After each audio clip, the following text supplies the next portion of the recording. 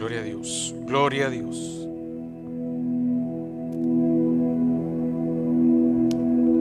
Gloria a Dios.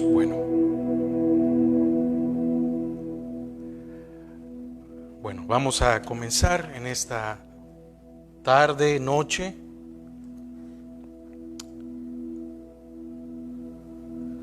Vamos a darle gracias a nuestro Dios.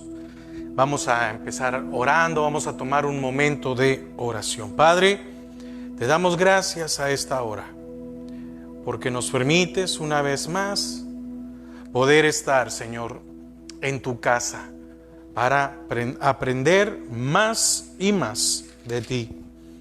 Gracias, Señor, porque no nos has dejado.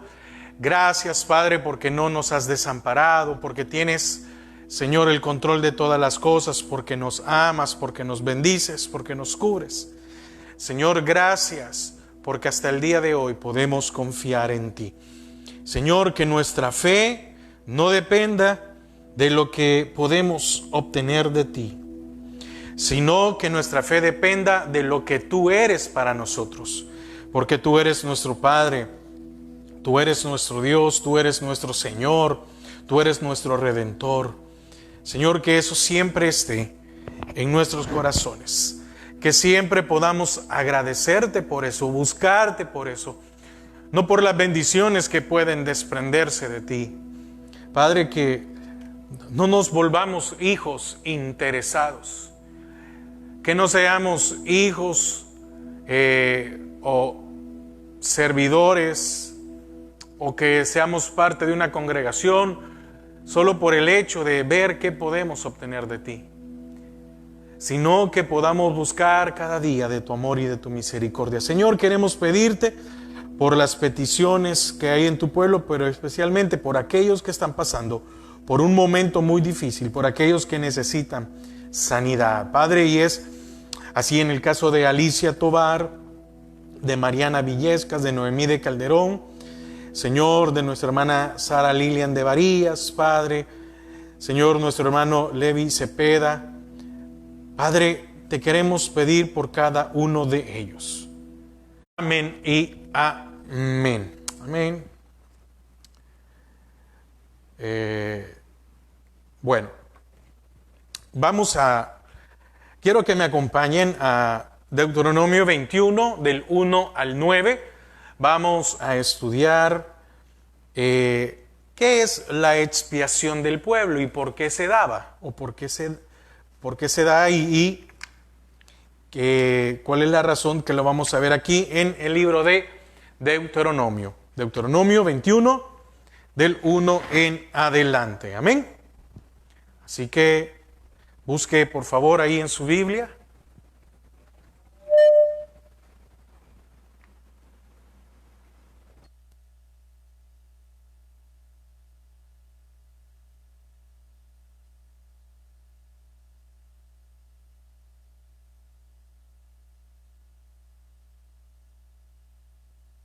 Gloria a Dios. Gloria a Dios. Deuteronomio 21, del 1 al 9, dice: si en la tierra que Jehová tu Dios te da para que la poseas, fuere hallado alguien muerto, tendido en el campo, y no se supiere quién lo mató, entonces tus ancianos y tus jueces saldrán y medirán la distancia hasta las ciudades que están alrededor del muerto.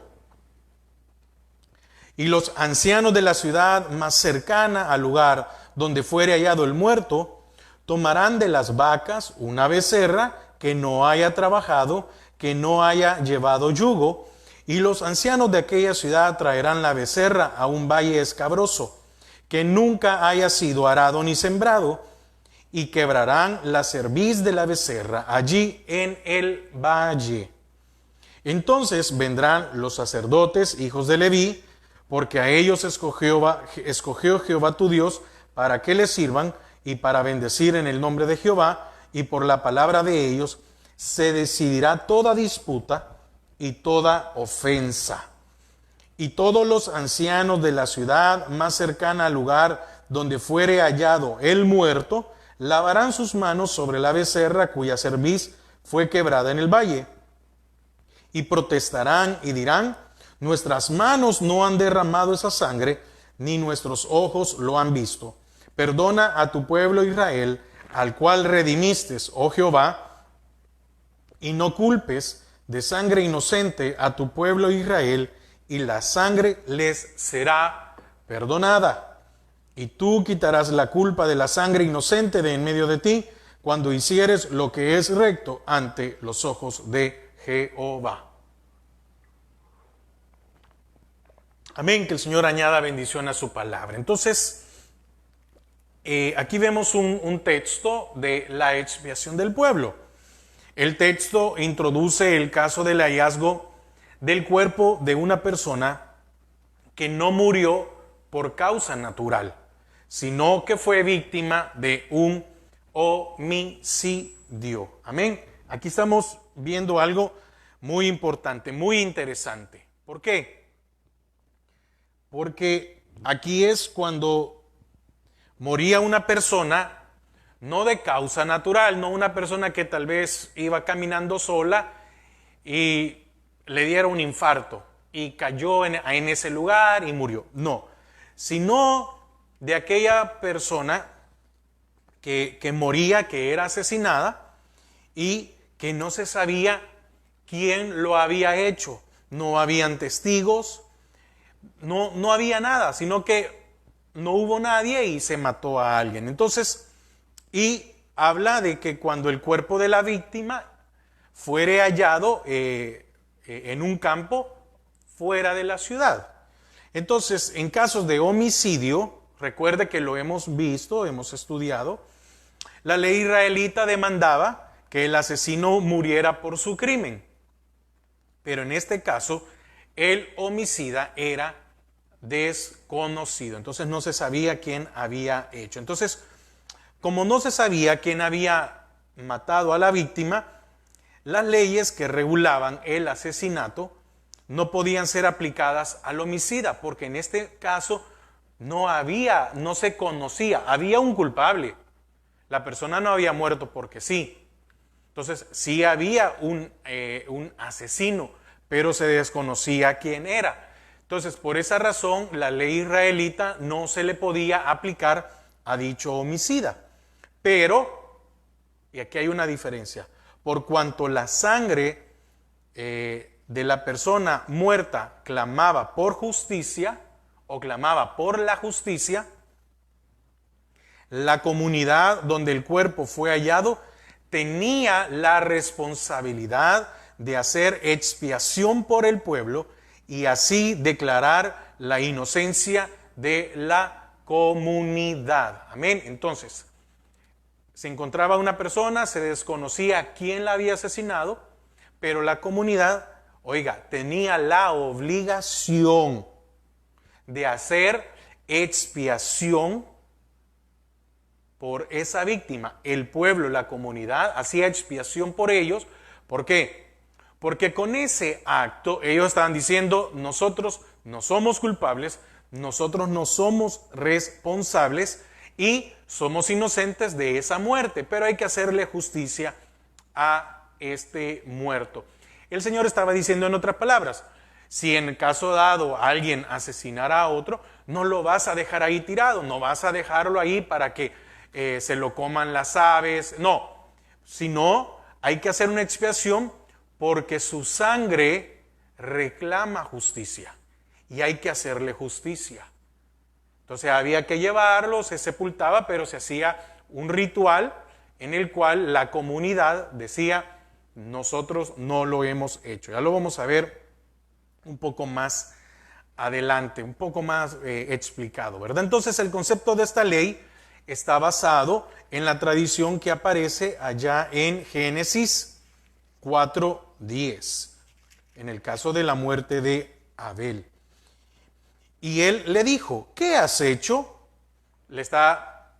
Dice desde el 8, y dijo Caín a su hermano Abel: salgamos al campo, y aconteció que estando ellos en el campo, Caín se levantó contra su hermano Abel y lo mató. Oiga, y Jehová dijo a Caín: y Jehová. Quiere decir que aquel que había matado siempre estaba esa voz, aquello de decir, ¿qué hiciste, verdad? Esa culpa dentro de él. Y Jehová dijo a Caín, ¿dónde está Abel tu hermano? Y él respondió, no sé, ¿soy yo acaso guarda de mi hermano? Y él sabía lo que había hecho, y Jehová también sabía. 10. Y él le dijo, ¿qué has hecho? La voz de la sangre de tu hermano clama a mí desde la tierra. Justicia. La sangre de tu hermano clama justicia por el asesinato que hiciste con Abel. Entonces, la sangre de Abel, que esta fue derramada, ¿verdad?, por su hermano Caín, clamaba desde el suelo pidiendo la sangre del homicida, con la cual se haría expiación por el crimen. Entonces, aunque nosotros conocemos la ley mosaica, pero dentro de la ley de Dios que ya estaba establecida, mire, entonces la sangre de Abel estaba exigiendo justicia de la sangre del homicida. ¿Y cuál era el homicida? Caín. Entonces, la referencia a que el crimen sucedió en la tierra que Jehová había dado a Israel como herencia, como lo leímos en el versículo 1, si en la tierra que Jehová tu Dios te da para que la poseas, fuere hallado alguien muerto, tendido en el campo, y no se supiere quién lo mató, pero es bien claro, si en la tierra que Jehová tu Dios te da para que la poseas. El Señor estaba preparando a Israel, porque recuerde, todavía no habían poseído la tierra, y el Señor estaba poniendo los parámetros para cuando ya fueran poseedores de ella. Entonces, sirve para enfatizar de que la tierra prometida que Jehová había dado a su pueblo era una tierra santa, en la cual no tendría que suceder eso. Amén. Entonces, habla de las ciudades, ¿verdad? Y la ciudad más cercana del lugar donde el pueblo fue hallado tenía la responsabilidad para hacer la expiación del pueblo. Era una responsabilidad que el Señor estaba poniendo, pero también había una responsabilidad moral. Era un hermano de la comunidad. No podía quedar allí.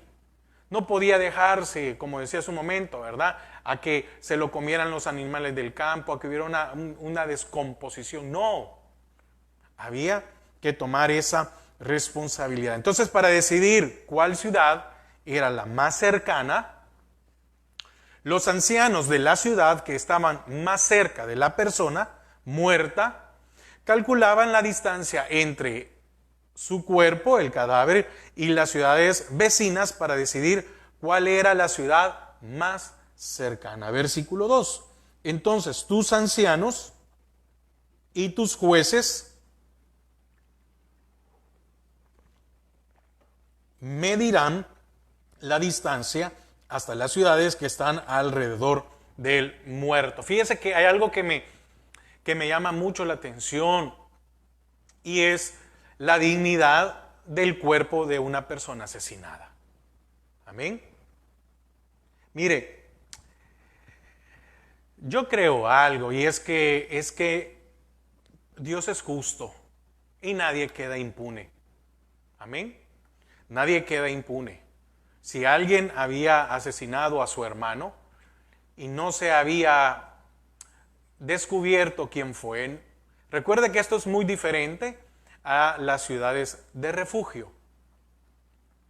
¿Sí? A las ciudades de refugio. Aquel que podía huir, ¿verdad?, y llegar. Pero en este caso había quedado allí, porque en el caso de la ciudad de refugio, el que llegaba a la ciudad de refugio decía: yo maté accidentalmente a mi hermano. Y entonces había bueno, ya lo estudiamos. Aquí no. Aquí era encontrar y que nadie se había hecho cargo. Entonces, para hacer expiación por el pueblo, expiación es un perdón es de declarar algo inocente para hacer expiación, para hacer perdón por el pueblo, el cual no lo había cometido. Los ancianos de la ciudad más cercana tomarían una vaquilla que todavía no hubiera sido sometida al yugo ni al trabajo, como lo dice el versículo 3. Ahora, la muerte de la ternera tenía un carácter expiatorio. Su muerte simbolizaba la sangre inocente derramada delante de Dios. Amén. Repito, la muerte de la ternera tenía un carácter expiatorio. Su muerte simbolizaba la sangre inocente derramada delante de Dios. Entonces, después de seleccionar el animal para el sacrificio, los ancianos de la ciudad donde el homicidio había sucedido llevaban la novilla a un lugar donde había un arroyo permanente y allí rompían la nuca de la ternera. Versículo 4. Y los ancianos de aquella ciudad traerán a la becerra a un valle escabroso que nunca haya sido arado ni sembrado, y quebrarán la cerviz de la becerra allí en el valle. Amén. Ahora, la nuca, me adelanté. El acto de romper la nuca de un animal aparece en Éxodo 13:3. Vamos a leer algunos versículos.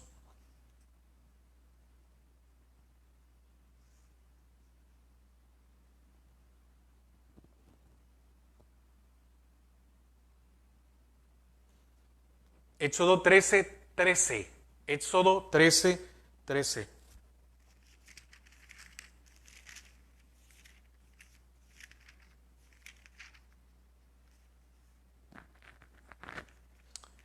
Éxodo 13:13. Mas todo primogénito de asno redimirás con un cordero, y si no lo redimieres, quebrarás su cerviz. También redimirás al primogénito de tus hijos. Y Éxodo 34:20. Pero redimirás con cordero el primogénito del asno, y si no lo redimieres, quebrarás su cerviz. Redimirás todo primogénito de tus hijos, y ninguno se presentará delante de mí con las manos vacías. Entonces, este acto de romper la nuca de un animal está en conexión con la presentación del primogénito del asno. Entonces, la nuca del primogénito del asno era rota cuando él no era redimido por un cordero. Amén. No era redimido por un cordero. Entonces, la muerte de la vaquilla o del ternero de la ternera indicaba que la muerte del animal no era un sacrificio regular para la expiación del pecado, porque la expiación del pecado demandaba el derramamiento de sangre. Amén. Entonces, eso está en Levíticos 7:1. Levíticos 17:1.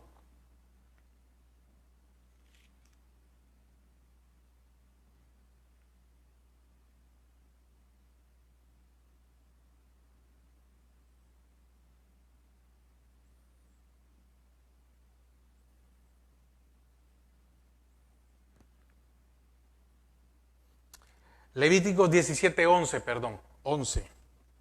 Porque la vida de la carne en la sangre está, y yo os la he dado para hacer expiación sobre el altar por vuestras almas, y la misma sangre hará expiación de la persona. Entonces, la muerte del animal simbolizaba el sufrimiento y la muerte que el homicida debía sufrir. Pero el animal inocente tomaba su lugar. Amén. Por eso es que para cada sacrificio, para la expiación, volviendo otra vez lo que acabamos de leer de Levíticos 17:11, porque la vida de la carne en la sangre está, y yo os la he dado para hacer expiación sobre el altar por vuestras almas. Y la misma sangre se hará expiación de la persona. Por eso, para el perdón de nuestros pecados, el Señor murió por nosotros. El Señor tomó lugar por nosotros. Amén. Entonces, Él sufrió por nuestros pecados. Él era sin pecado y se hizo pecado. ¿Quién tenía que morir? Éramos nosotros. Y Él tomó el lugar de nosotros. Y ahora ya no hay más sacrificios porque ya lo hizo por usted y por mí. Entonces, Él siendo inocente, tomó el lugar del pecador. En este caso, lo que estamos viendo, el animal era inocente, pero tomaba el lugar del homicida. No había homicida, no se podía culpar a nadie. Amén. No se podía culpar a nadie. No había nadie. Entonces se tomaba a esta ternera o esta vaquilla y tomaba el lugar del homicida.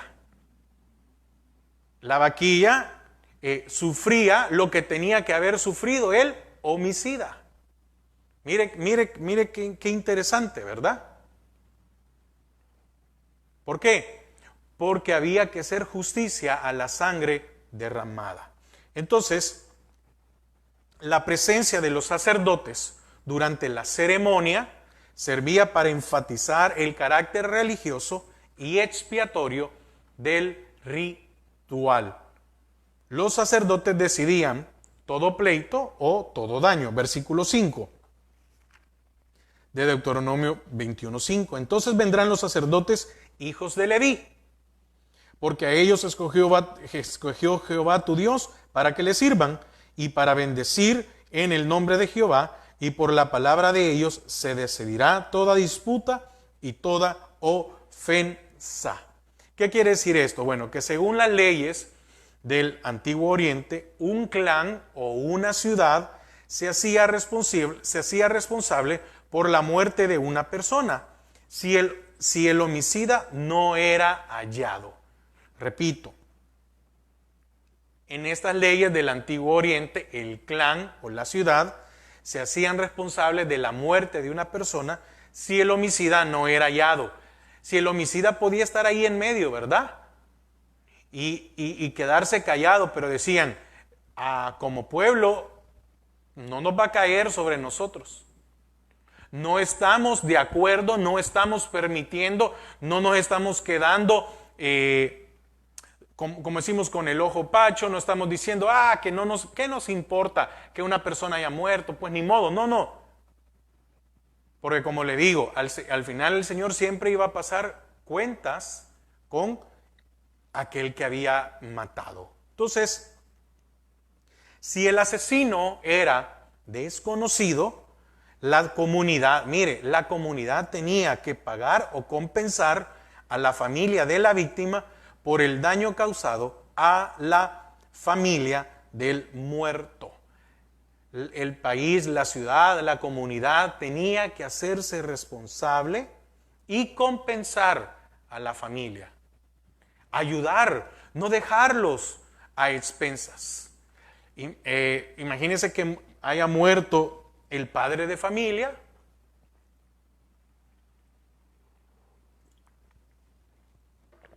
y que haya quedado la viuda y que la viuda haya tenido niños pequeños, o que muriera el hombre y la viuda fuera una anciana. Entonces le dice el Señor, si esto llega a pasar, independientemente si fuera hombre o mujer, ¿verdad? No, aquí no hay género, aquí no hay que decir solo si moría un hombre, si moría la mujer, no estoy diciendo eso, estoy poniendo un ejemplo, que por favor no se me vaya a malentender. Pero imagínense que quedara una viuda. El Señor lo que estaba diciendo es, no podemos permitir que alguien quede expuesto a una pobreza o algo, pero había que hacerle justicia a la sangre. Entonces,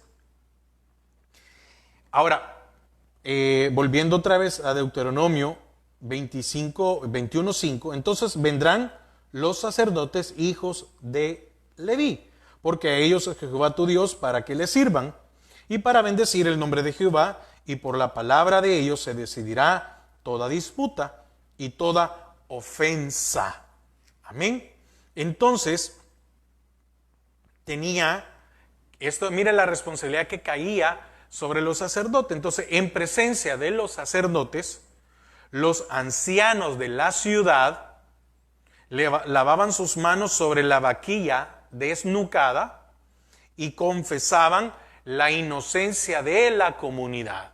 Los ancianos en presencia de los sacerdotes. Tenían que estar los sacerdotes allí presentes. El acto no se podía hacer, no lo podían hacer solo los ancianos y el pueblo.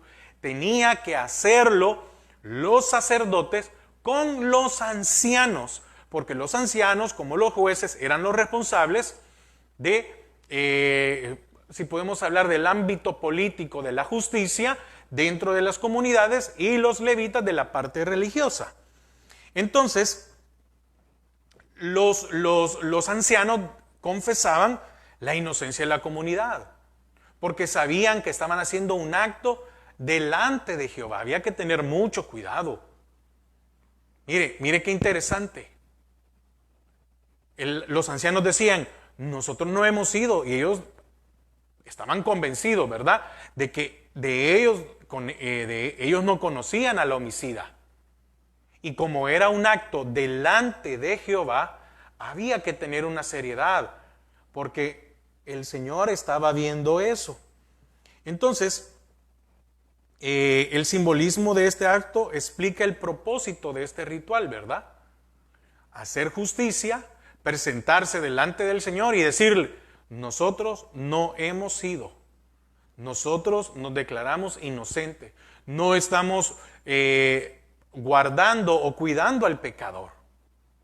Porque si alguno de ellos sabía que alguien del pueblo había sido, tenían que presentarlo. Tenían que decir, no, miren, fue esto. No podía encubrirse un homicidio. Y como le digo, al final el Señor siempre iba a hacer justicia. Entonces, la muerte del animal declaraba que los ancianos reconocían que la persona culpada debía morir por su crimen, así como la ternera. ¿Por qué se hacía este acto? Porque con la muerte de este animal, ellos estaban declarando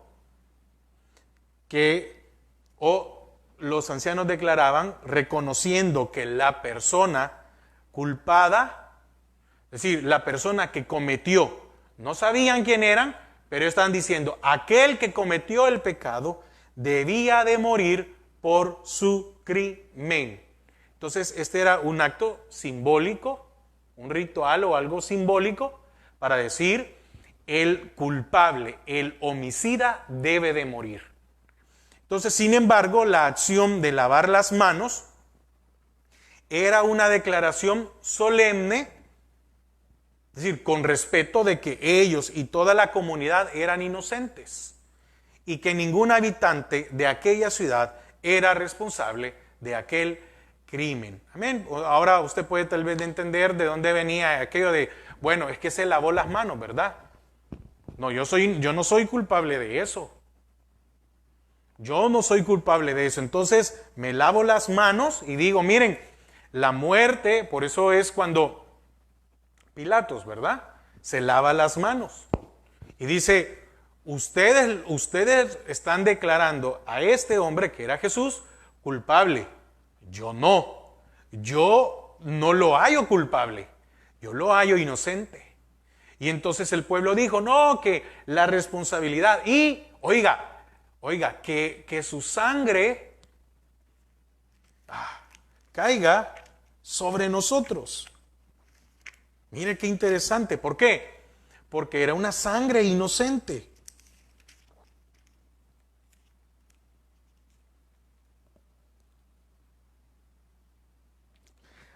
Mateo 27, acompáñeme, Mateo 27, 24.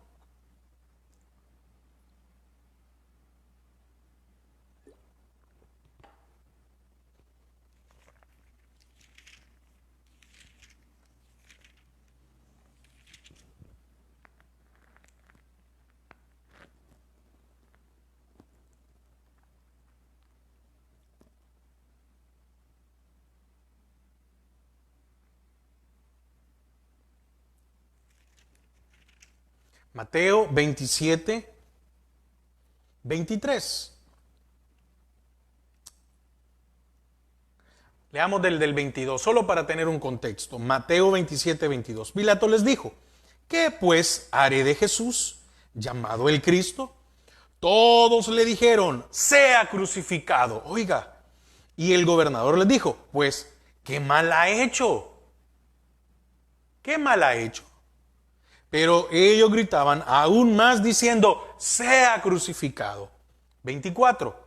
Viendo Pilatos que nada adelantaba, sino que se hacía más alboroto, tomó agua y se lavó las manos delante del pueblo diciendo, inocente soy yo de la sangre de este justo, allá vosotros. Fíjese, él, ¿qué estaba haciendo? Desligándose de esa situación.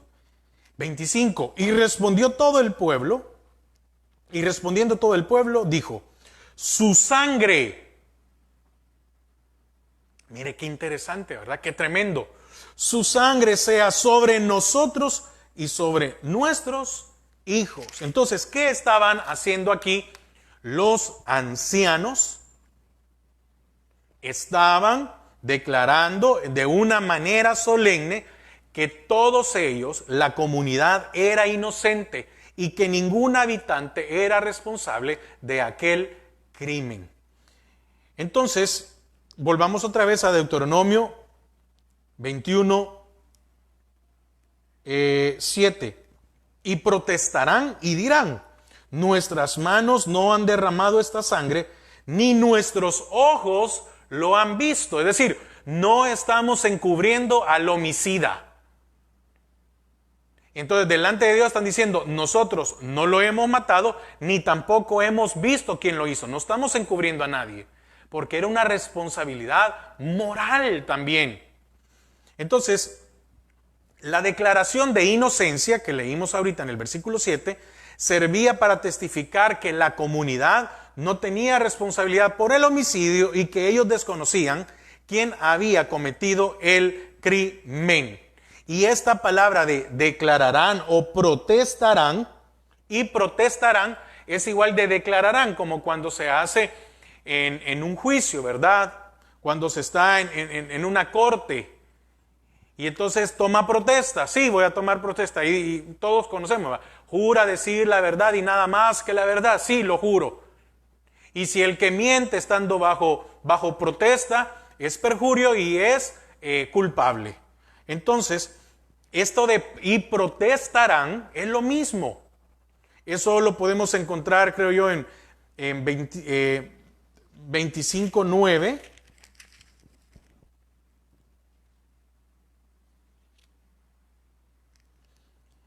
26:5 y 27:15, pero no me quiero extender, no lo quiero leer más.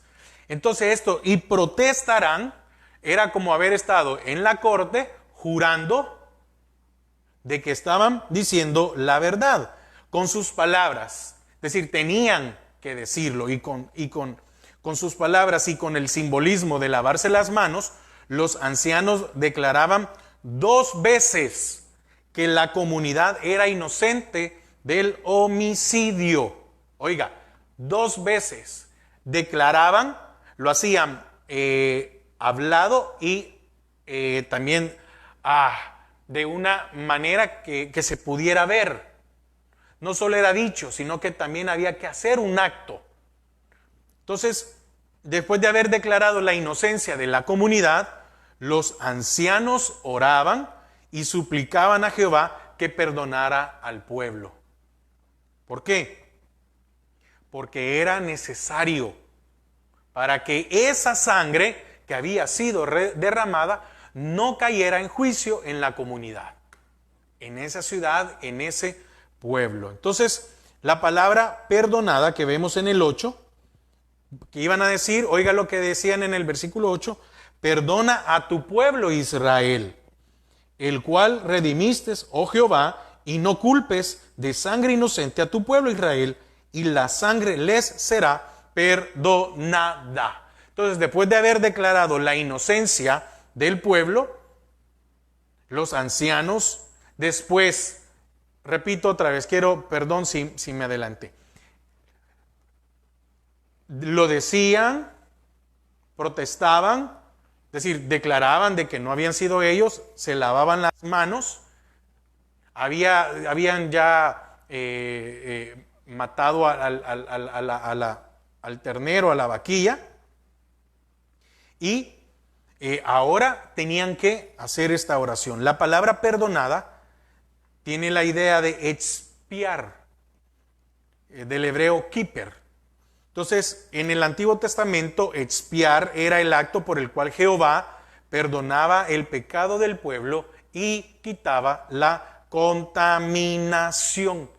Y este acto de expiación era por medio de un sacrificio establecido por Jehová. Para el perdón de nuestros pecados, en el Antiguo Testamento, se tenía que llevar una ofrenda y hacer un sacrificio.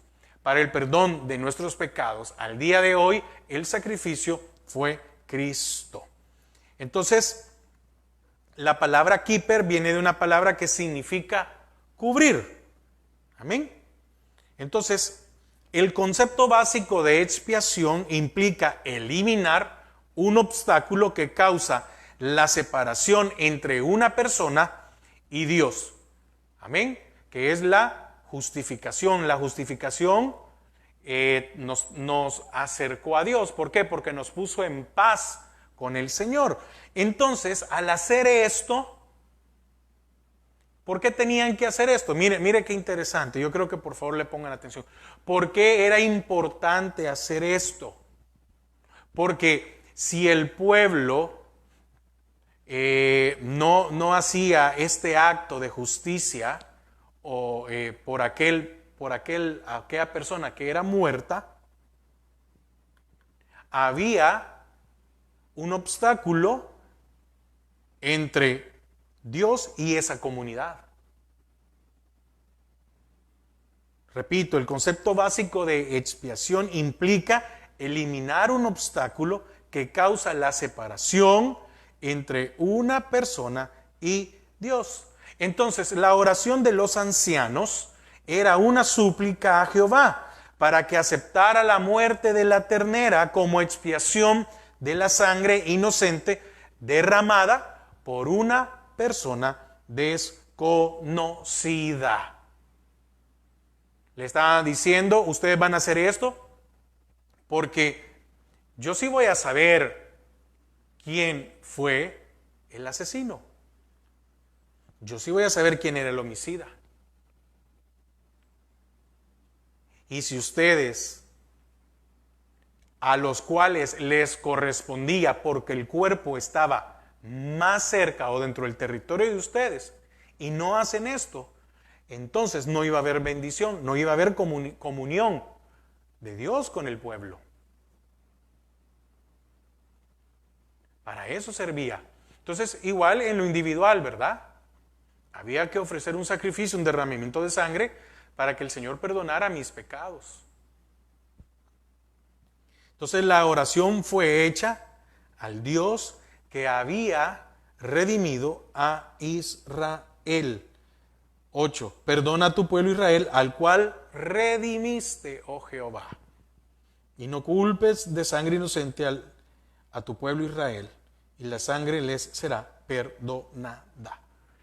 Recuerde que esta palabra redimido o redención es una referencia a lo que el Señor hizo de sacar a Israel de Egipto, de sacarlo de esclavo. Entonces, esta palabra de redención o redimir aparece diversas veces en la palabra, ¿verdad? En Deuteronomio 7:9, 9:26, 13:5, 15:15, para indicar la obra redentora de Dios. Entonces, la oración de los ancianos fue hecha a Jehová por causa de su relación especial con Israel y porque Él era, o porque Él es un Dios compasivo y un Dios que se complacía de su pueblo. Entonces, es posible que después del ritual de expiación, cuando terminara todo esto y de la oración de los ancianos, los sacerdotes, actuando como representantes de Jehová, mire, los sacerdotes actuando como representantes de Jehová, declaraban a la comunidad inocente de la sangre derramada y perdonaban al pueblo de la consecuencia del homicidio. Repito una vez más, porque estamos teniendo problemas con, si se le va la señal, hermano, estamos teniendo problemas aquí con el internet. Ya tenemos días de tener un pésimo servicio. Bueno, repito otra vez, voy finalizando. Es posible que después del ritual de expiación, porque aquí no lo vemos, amén, aquí ya no lo vemos, no tenemos más referencia. Voy a leer otra vez Deuteronomio 21, 8 y 9. Perdona a tu pueblo Israel, el cual redimiste, oh Jehová, y no culpes de sangre inocente a tu pueblo Israel, y la sangre les será perdonada. Y tú quitarás la culpa de la sangre inocente de en medio de ti, cuando hicieres lo que es recto ante los ojos de Jehová. ¿Por qué había que hacerlo? Porque era lo recto. Y había que hacerle justicia a esa sangre inocente.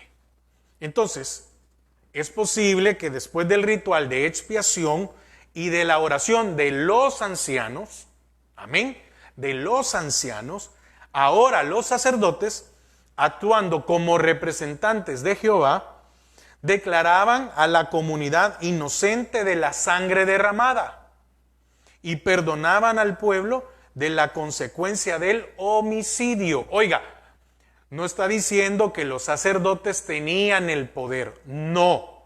Ellos en representación de Jehová, amén, en representación, ¿verdad?, de Jehová, entonces el pueblo era perdonado, pero ellos no tenían el poder de perdonar. Ah, vengo yo y perdonar. No.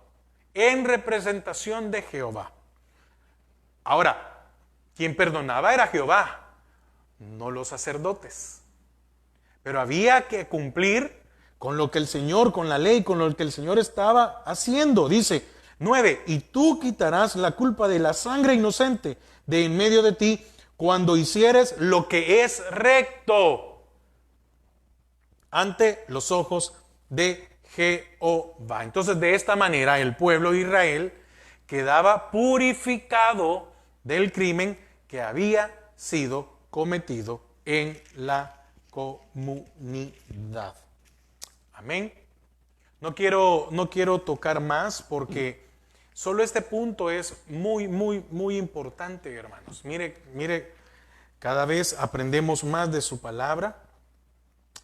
Y quiero terminar con esto. Lo que me llama mucho la atención a mí es que el Señor nos sigue mostrando su justicia, de hacer lo recto delante de Él.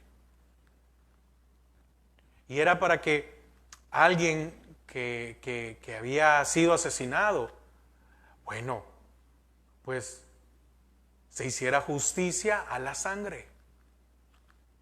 Que la comunidad se diera cuenta de que alguien había muerto. Y que para la comunidad quedara muy claro que ante Dios no iba a quedar impune. Pero era para, déjeme ponerlo de esta manera, era para no endurecer el corazón. Ahora, yo le digo algo. Vivimos un tiempo en el cual, ¿verdad que ya pocas veces nos escandalizamos o nos da un dolor de que muera alguien. ¿Cuánta gente muere en el mundo? ¿Cuánta gente muere cerca de nosotros, en nuestras ciudades, en nuestros países? ¿Verdad que ya no nos escandalizamos? Nos duele cuando la persona que muere es un conocido.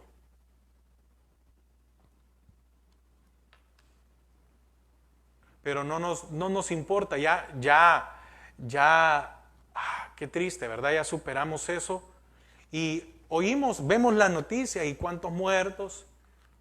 Nada menos, acabo de ver la noticia que en otro estado hubo un tiroteo y murió gente. Y nos hemos vuelto fríos, muy, muy fríos. Y muchas veces son almas sin Cristo. Pero bueno, espero que el Señor nos haya hablado en esta tarde. Hermanos, si sigo compartiendo de Deuteronomio es porque el Señor es justo y su ley nos debe de hacer entender más su palabra y de cómo debemos de comportarnos. Que nosotros no debemos de comportarnos de esta manera, ser injustos. Tal vez usted y yo no vamos a terminar con la vida de alguien, pero muchas veces nos podemos valer de alguien. Y el Señor siempre va a ver todo. A Él no le queda nada oculto. Padre, te damos gracias esta hora, bendice a tu pueblo, gracias por la oportunidad de poder compartir de tu palabra. En el nombre de Jesús, amén y amén. Es que el Señor les bendiga. Recuerden, el domingo a las 8:30 de la mañana, nuestro servicio. Miércoles, el discipulado de doctrina básica a las 7 de la noche y siempre los jueves, amén. Que el estudio del jueves es en vivo. Algunos hermanos me han preguntado que si no, el estudio del jueves es en vivo. Siempre estoy yo aquí en la iglesia. Las puertas siempre están abiertas. Amén. Que el Señor les bendiga.